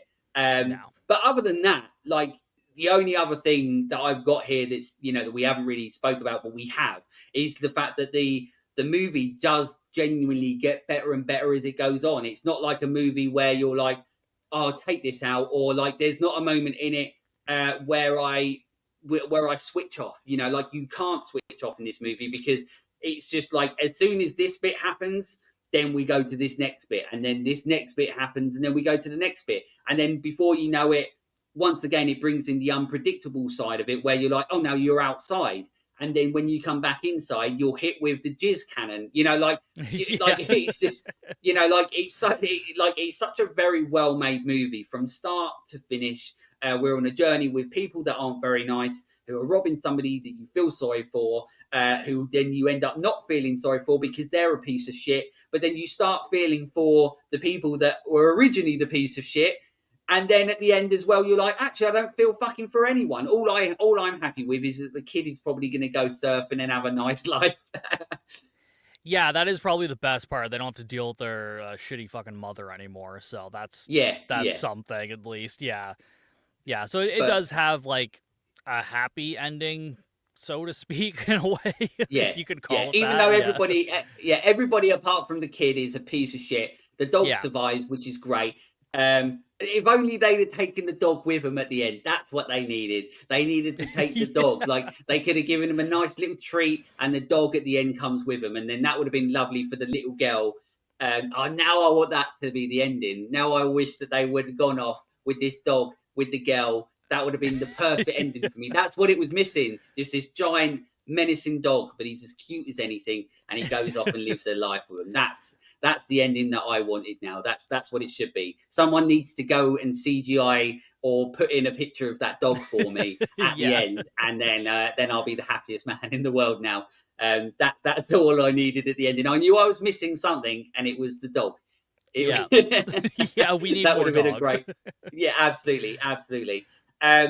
But if you got, before we get into like, because obviously I've got a few bits of production info, and we get into sort of like really quick overall thoughts and all that sort of stuff. Have you got any like things in it that you didn't like? And is there any moments where you're like, actually, I don't know about that? Honestly, like I'm trying to think, and like I don't think there's anything that I didn't like about it, because like even the ending is like maybe not the greatest, but I also don't hate it, and like it doesn't bother me that much, so it's still not like a negative thing I would necessarily say, because this movie does so many things so well that Yeah, like even if there are any issues with it, they're very easy to overlook. yeah, Like you don't, there's nothing that made me fixate on certain things. Like I had already mentioned, like I know what you did last summer. I'm fixated on like two fucking scenes in that movie because it just ruins the whole experience for me. But there's not yeah, like a single scene in this movie that I feel is totally unnecessary. Like I feel like almost every scene is needed and was actually well thought out enough that like it needs to be a part of this movie. As we said, the sound design is incredible. So like yeah, there's not really anything I can say that's like bad about this. I think I yeah. rated it like pretty high on Letterboxd too, and I might even just put it higher because now that I'm thinking about it, I'm just like I don't know if there is anything really wrong with this movie. Like it's just kind of it's exactly what it needs to be. Yeah, absolutely. It's like I mentioned, like I say this obviously all the time on the show and stuff, and anybody listens to the show they know. But like and I said it on the last episode, and I will say it for fucking ever as well. And I don't give a shit if anybody gets bored of it. But I strip all of it apart, put it all back together again, and then see individually what parts worked, what didn't, put it all back together. But you're right. Like if you strip this movie down, what is wrong about it? Like, yeah, a fucking ladybug, or there may be a little bit at the end, but like on a level of going like, okay, you take this moment in the movie, how what do you give this moment out of 10 in the movie? It's going to be so high. Like, what's the unpredictability of this movie? What's the impact of this moment in this movie? Like, it's all it all gets rated so highly. This is why, like, once again, it's one of those movies, like, and once again, the reason why I'm doing it is because it's actually frustrating when you get a movie that's so technically perfectly crafted like this, once again, on every aspect. When it comes to the story, when it comes to the characters, it's creative. When we are we supposed to like these people or not? We go on the journey with these characters. Everything, there's so much difference in this movie than there is to other movies that maybe you can have a movie done by someone else that does the same thing as this, but Yeah. yet it would be so different if they don't understand filmmaking on every aspect and every level. And that's what I think is the highlight of this movie, where it's made by somebody that truly understands what they're doing and what the movie's supposed to be, and trying to make their name as a filmmaker, but do it in the right way. And it gets frustrating when it doesn't get talked about, when there's so much shit out there that people talk about. And there's always going to be movies that we hate that people love, and vice versa, and so on. But when there's a movie that I speak to people about, like yourself, and then you're like, yeah, what a fucking great movie. And then I could speak to somebody else and be like, have you seen Don't Breathe? And they're like, yeah, what a fucking great movie. But if you speak to like the masses and they're like, I haven't seen it, or what it is, like you're like, why is a movie like Don't Breathe? Why is that a one that's skipped over? Like, and that's the shame. Like, there are people out there that talk about this movie and like it, but I never ever, like The Hitcher, I never see this movie come up on anything really. I don't know if you see it, but I never really see it come up, which is a shame. Yeah, no, like The Hitcher too. Yeah, I very rarely see, like there's definitely, like you said, like you'll talk to like bigger horror fans. It's like, "Oh yeah, I love that movie. Yeah, I love that movie." Everybody will say that. But yeah, as a general, like yeah, it's not really talked about that much. And same with this movie. And I think part of the problem is the movie, if you were to do, I don't know what the trailer looked like for this movie, but I can't imagine that they gave away the twist of No, trying to no, they impregnate somebody didn't. with a turkey baster. And so like, Yeah, and I mean they show like how badass like Stephen Lang is or whatever, but I think that maybe it doesn't appeal to a lot of people because it looks just like a generic house break-in movie, but there's so much more to it than that, and Yeah, like you can't really explain that to people without telling them like what the twist is. And because yeah, like I think you need to tell people that there's a twist to the movie, that there's like a couple of twists to the movie, because yeah, because then otherwise it it's gets them just like, excited. yeah, because otherwise it's just like, oh well, I could just watch Panic Room. And it's like, Yeah, yeah, on a level, sure, there is, it is just Panic Room, but there's like this whole underlying thing to it. And then it adds like this whole other elevation, like I was saying earlier, like nobody's innocent in this movie. yes, Certainly things happen to certain characters that they don't deserve, but at the end of the day, none of them are really innocent. But yeah, I think that that's just one of the reasons it gets overlooked, and it's a shame because, like we've said, like this is a really, really good movie. And now I get for some people, like the subject matter might be too uncomfortable for them. I understand that, but for other people who actually enjoy fucked up movies and they don't yeah, ever talk about this one or see it, I'm just like, what are you doing? I'm like, this is like, it's a good blend of like mainstream horror and like indie horror. I feel yes, like it's yeah, like blends exactly. it together with the storylines, the visuals, like all of it. It's like a really good like mesh. I feel like if you were showing somebody like more indie horror movies, this would be like a transitional movie. It's like, okay, we've watched all the big Hollywood horror like The Exorcist and The Omen and all that, so let's go back in this direction a little bit. Like you watch Don't Breathe, and then, for somebody who's not a big horror fan and maybe they're starting to get into horror, I think this is a good movie to like transition into some of the more like fucked up shit like Terrifier. Like I wouldn't just Yeah, leap in with Terrifier. I'd watch like this and then be like, okay, if you're into like a little bit more fucked up shit, then we can start going into this direction. yeah, yeah, and then So they yeah, end up I in a think it's a mental great like institution. yeah, yeah, exactly. But yeah, I think it's a great like transitional horror movie for sure. That definitely needs to be talked about more and deserves way Yeah. more recognition. Yeah, absolutely. Yeah, absolutely. In regards to like as the movie as it is, and as on a technical level as well, it's something that anyone can really. And you're right, it's got enough of that Hollywood horror, as well as like an independent horror with an original sort of take on an idea and an original aesthetical approach as well. It genuinely deserves way more than what it gets, and hopefully, once again, doing an episode like this, hopefully, it will do something to help a little bit. In regards to production info and facts, so this film was number one in the US box office for the first 2 weeks of release and stayed in the top 10 for 6 weeks, making 157 million worldwide on around 10 million budget. So it was a Wow. very, financially, it was a big success. Which is also mad that we're here talking about it, going, we never hear it getting spoken about, because obviously it was a huge success. It was another big success for Fede Alvarez after Evil Dead.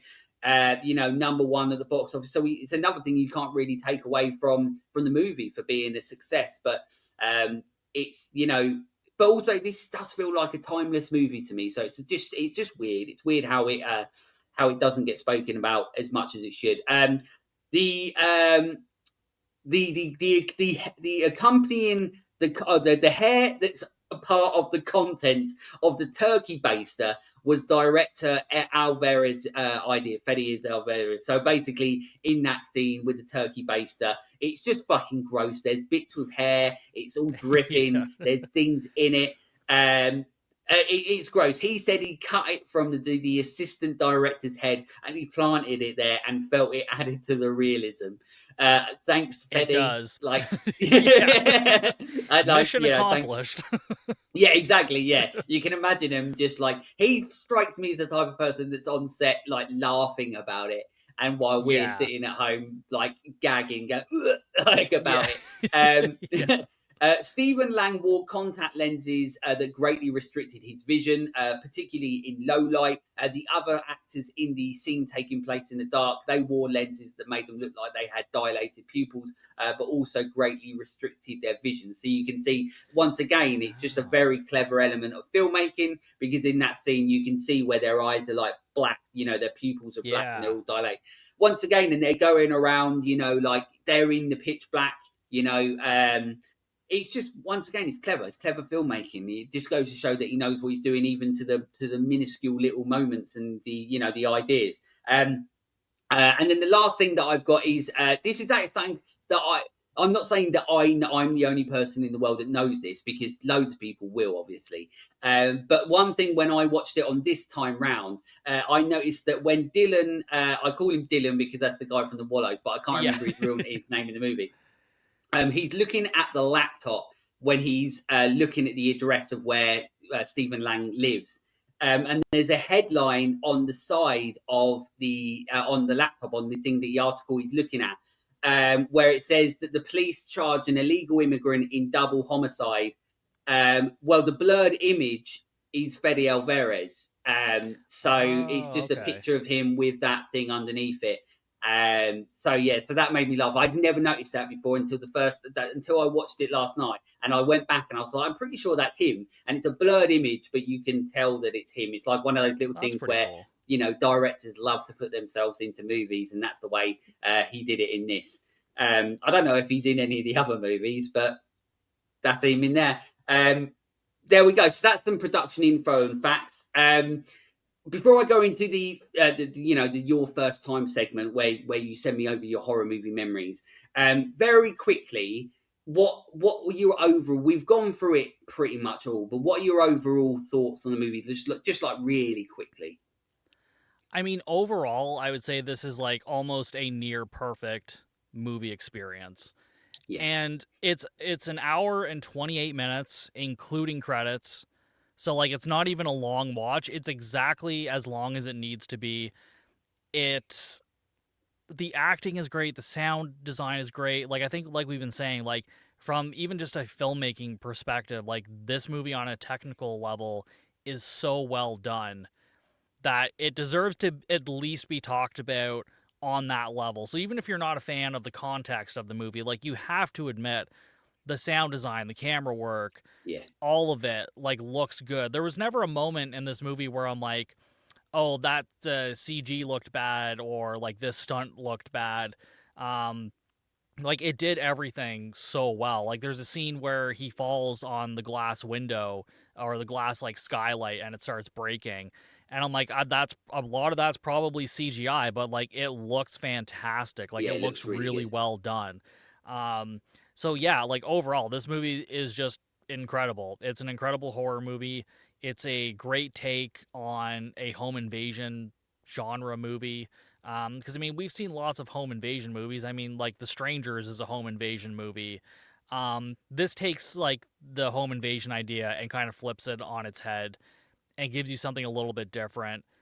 And yeah, I can't say enough good things about this Yeah, movie. Like I said, like after rewatching it yesterday, I was so glad I got to rewatch it because I'm just like, this is a movie that needs to be rewatched more by me and also just seen yeah, by people in general because it's such a good time. And like I said, like an hour and 28 minutes is almost like the perfect runtime for certain horror movies. Like some yeah, horror movies are too long; they don't need to be 2 hours. Terrifier, I'm fine with being a long movie because it's just balls to the walls, ridiculous. Like that's fine. But a movie like this, this movie couldn't be any longer. You couldn't extend the runtime of this movie any, in my opinion, because like it's fast paced too. Like this movie is always moving, which is like yeah, what kept me interested in it. Because even though like the characters are shitty from time to time, like the way the story progresses and the way we see everything, I wasn't bothered by like having shitty characters because usually it's like, well, if they're shitty characters, then I don't really care about what happens. But the story, and when we get the twist, like that takes care of all of that yeah, basically. So yeah, overall, like I recommend the hell out of this movie to everybody, any horror movie lover. And again, it's not going to be for everybody. There are some difficult subject matters with like especially the turkey baster. Like I yeah. understand there's probably a lot of people that don't want to see that, which is fine. But if that stuff doesn't bother you, like check this movie out because it's fantastic. Even if you're a filmmaker, just check this movie out. Even if you don't like it, you have to appreciate the filmmaking of this movie. Yeah, and you're exactly right. I mean, I'm just going to literally I'm just going to say what I literally put here, but I put it creative, unpredictable, great twist, great moments, visually brilliant, and a movie that gets better as it goes on and on. And obviously, there's not many movies that can do that. Yeah. I don't really need to say more than that. We've said loads more about about it. We've talked about how, and like you just mentioned at the end, that's what I'll add on to mine as well. Is the fact that this is one of those movies that if you are somebody that would like to be a filmmaker, this is one of those movies that you can learn from. Because you can, like, with its unpredictability, with the way that it's shot, with its creativity, with not just characters and the structure of the movie, but the creativity of the shots and the creativity of the way that it's filmed and so on, set pieces and so on. It's a movie that you can watch and enjoy, but it's also a movie that if you want to understand movie, it helps you understand a little bit more of the creative process that might help you along the way. These are the movies that I love. These are the movies that are the reason that I wanted to do Let's Talk Horror. Is that I will always have movies that I want to talk about. Like I mentioned, like there are movies like I don't always, very rarely do I pick the movies, but it's just sometimes, with a movie like Don't Breathe, I'm like, there's so much to talk about this movie where not enough people are. And if I can have an amazing conversation talking about all those aspects in the movie, and if it makes people want to go and watch it more, or if they've seen it, they might see it in a different light, and then go, oh shit, like maybe I didn't like it as much more, but maybe if I go back to it now and I understand how well it's made and created, that might help people enjoy it a little bit more. So I think this is a movie that really, really works really, really well. And I can't think you can ask much more from a movie, especially like this. It's so good. It's so good. Really quickly, we will do the first time segment. You'll be happy that because we've already had Captain Steve Coates on the show before, so we don't have to go through his first memory. But while I go through this, the new thing, and I also did it with the guest on the Hitcher as well. For now, think of a recommendation. Anybody that's been on the show before, instead of giving me your first time memory, I'm going to ask you for a recommendation in a minute. So I'll go through this first. So the first time horror movie memory was sent over to me by Sean over on Instagram. You can follow him at Moist Strawberry. He's around within the horror community, and obviously this was sent to me on Instagram, so you can follow him on there. But he put, I remember my first memories of horror. I must have been around 6 or 7. He was watching The Exorcist with his nan. Don't ask why so young, but I think I woke up and couldn't get back to bed. So my nan had a soft spot for me. I just remember laughing so much at the film instead of being scared. I guess that paved the way for a young horror fan at the time. Yeah, I mean, like, what I love about a lot of our horror stories is the dimension of we shouldn't be watching these fucking movies when we did, but so many journeys start that way. I suppose the good thing about that is we get to be as being like, now I'm an old man and having a daughter. Now I get to be a little bit more selective of hoping these things that don't destroy her brain, maybe the way that they've destroyed mine.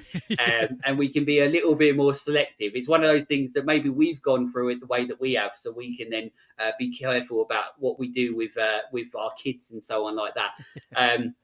But yeah, it happens. We watched these movies when we were young, and that was just the way it was. But I wouldn't have it any other way, because watching fucked up things like Evil Dead before, when I was like 7 years old, or Brain Dead before I was 10, like that set me on my path enjoying horror, and now I'm fucking here. So, but yeah, thank you, Sean, for sending that over. Make sure you go and follow him on Instagram at Moist Strawberry. Recommendation time. Go on. Have you got one?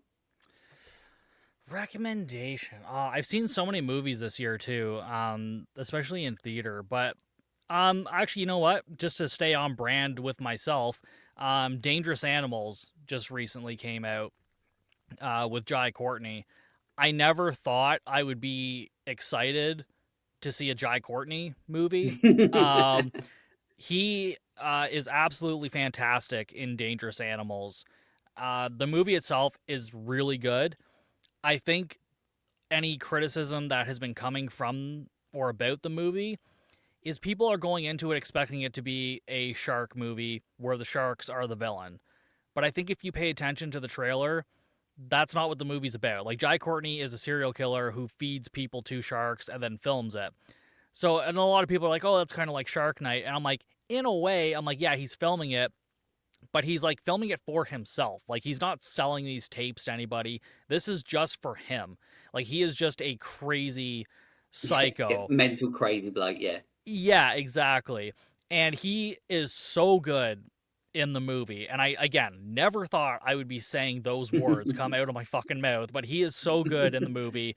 And the woman who plays the final girl, I can't remember her name, but she is really good in the movie too. And she's not like your typical damsel in distress. Like, she is fighting the entire movie. Like, there's not a moment that she is not fighting for her life in this movie. And so the CGI was good too. I saw a couple people complaining about, like, oh yeah, that CGI shark was so bad, and I'm just like, I don't know what you're talking about. Maybe it's because I'm jaded and I've seen so many other like Yeah, it's truly like, have they terrible seen movies. Sharknado? Like, come on. Yeah, exactly. I'm like, I don't know what you're talking about, because as far as I'm concerned, like, everything in that movie looked fantastic. Yeah, I highly recommend Dangerous Animals, as long as you go into it knowing, like, this isn't a killer shark movie. The sharks are his weapon. It's like Jason's Yeah. machete or Freddy's like finger knives. Like, the sharks are this killer's weapon. So as long as you go into it knowing that, and again, the dangerous animals part, man is the most dangerous animal. Like, that's the term you should be going into this movie with. And if you didn't get that from the trailer, then you do now. Man is the most dangerous animal. That's kind of what the movie is about. And like, it's just really well done. Like, the acting, the cinematography, again, all like very top notch. And I definitely enjoyed it way more than I thought I was going to when I got out of the theater. I was like, holy shit, like, that was good. That was an experience. Well, there we go. Well, that's good. I'm glad that you said that, because um, it was a movie that I sort of wanted to watch, but then didn't. And then I was just like, well, maybe one day. But you've made me want to see it more. So there we go. Your recommendations worked on me, and I'm sure it will on everyone else as well. Oh, and also, Yeah, there's a go on. dog in it, and it doesn't die either, Oh, well, there we which go. is There's great. another Yeah. reason to watch it. Yeah, a whole other Another reason. reason to watch it. There we go. But does the dog go and walk off with them at the end? That's what I want to know. Unfortunately not. That would have been top That's notch all I though. want now from movies. That's Yeah. all I want from every movie I watch now. Just the dog. Even if the dog hasn't appeared in the whole movie, I just want a shot of a dog walking away with him. They just give him a little treat, and then he's just fucked off with him. Yeah. That's it. If I ever make a movie, if I ever had a career making movies, every film has them walking away with a dog, and everybody's like, "What the fuck? Like, where did the dog come That's from?" your And that's signature why. move. That's it. That's my signature movie. Yeah, that's what I'm known for. Everybody's like, these are the shittest movies that have ever been made, but at least he walks away with a dog that didn't appear in the movie at all. Yeah. That's where I'm going. But there we go. Look, I think that's it. I think we have spoken uh, very fondly of this movie that needs to be obviously spoken about a lot more about. We've said that a million times, and we both believe in that. We do, and I hope that this episode means that more people who have seen it go back and enjoy it once again, or more. Hopefully, if there's people out there that haven't seen it, you go and give yourself the delight of watching it. And if you think it's shit, that's fine. You're allowed to. Don't worry about it. You can message me and say, you maybe watch a shit movie, and I'll be like, that's fine. But if you do watch it and you enjoy it, which I think that you and hope that you will, then you can be part of this group of people that are trying to share our love of Don't Breathe On. But like I said at the start, obviously Captain Steve Coates, you're here as well to talk about this movie on Let's Talk Horror. But obviously, I want you to share on everything that you do with Bucket of Chum as well. So now's your time. Tell everyone where we can go and watch, listen, everything that you do. Yeah, no, and again, thanks so much for having me on. It was really great to be back here. But yeah, I host Bucket of Chum, the shark movie podcast. All I talk about is weird, bizarre shark movies or big Hollywood shark movies. This year, it's the year of Jaws, so every month I'm doing at least one Jaws-themed episode, more or less, because there's a lot of movies that came out of the wake of Jaws, a lot of inspiration and whatnot. So, like, just last month, I covered a movie called Blades over on Patreon, which is about a killer lawnmower, which is just a giant parody of Jaws in all the best ways possible. So yeah, yeah, I just talk about weird dumb shark movies. I do it on the podcast slash YouTube channel, and I just kind of take a comedic look at some of these ridiculous movies, just go through the plot, give my opinions on it, and just have fun with it. That's all it is. It's just fun. Not something meant to be taken super seriously, which some people do. They get all mad in the comments, but Yeah, it's just like it's fun. It just yeah, it's just a comedic Mickey take on all these ridiculous movies that are out there, and there's a lot of them, and you'll probably hear about something that you didn't even know existed. So yeah, and you can find me anywhere you get podcasts, at Bucket of Chum or at Bucket of Chum Podcast. Same with all the social medias, and bucketofchumpodcast.com is the website. And like I said, over on Patreon, patreon.com/Bucket of Chum. Each month I'm doing at least one exclusive episode over there. And usually over there, we're doing like just anything aquatic. It doesn't necessarily have to be shark related. Just in May, I did all Grizzly movies. So I covered Grizzly, Grizzly 2, and a movie called Claws, which was a lot of fun. So yeah. Well, absolutely. I mean, your show. You said it there as well. Like, one, I always say anybody that's listening to this show will probably be listening to your show, and anybody else that's on, they should be listening to everybody else's show, not mine. But Yeah. but it's a fantastic podcast. I love listening to it. I've been on the show, like you mentioned, like they're movies that you don't really know. I didn't know what fucking movie I was going to be put through when I watched it. And we watched, a really shit movie. And I can't even remember what it was called. Deep Fear. Deep Fear, that's it. Yeah. It was shit, but I loved talking about it with you. Very rarely, like, do I. I love, obviously, Let's Talk Horror is a lot of that. This episode is a prime example of what I do with Let's Talk Horror. It's talking about movies that are great for certain reasons and so on. And it's great when I get to go on other podcasts because I never know really whether I'm going to like a movie or not. And I get to go out of, the Let's Talk Horror sort of zone and stuff. And I'm happy that we got to speak about the movie we did because it means I got to like sort of shit on a movie for a while, which is always nice. It's very cathartic. Yeah, it is sometimes. Yeah, absolutely. And but yeah, I love being on it, and I love listening to it. And you're exactly right. Like, it's just fun. And that's really what surely we want from podcasts, right? It's just to enjoy our time listening, watching it, whatever it is, whether it's, on Spotify, Apple, whether that's YouTube. Just go and enjoy everything that you do, over on them. Simple as that. Everybody go and enjoy it. If you're listening to this, you'll love that, and you'll probably love it more than you love what I do. There we go. So thank you so much once again for coming on the Let's Talk Horror, and we're now back, and I'm happy that you came on the show. I'm so glad to be back with you, and I'm glad that you're back. Yeah, I'm really looking forward to seeing what else you put out. But yeah, I'm so glad you're back, and thank you so much for having me on, especially to talk about a movie I actually really enjoy, which is awesome.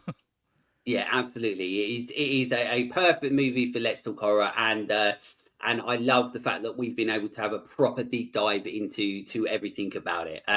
In regards to Let's Talk Horror, as I said, this is our first month back, so I'm trying to figure it all out again, hoping I'm not fucking it up. Everything is behind the scenes going absolutely fucking tits up. But guess what? I hopefully you won't notice it when the episodes come out.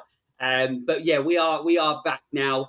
I'm looking forward to everything that we are talking about in the future, movie wise. I'm trying to book in and plan in everything I can all the time. It's a continuous cycle of getting guests and talking about movies.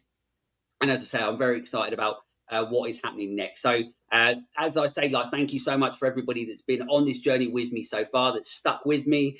Anybody that joins the journey through horror that I'm on along the way, it means the world to me. It truly does.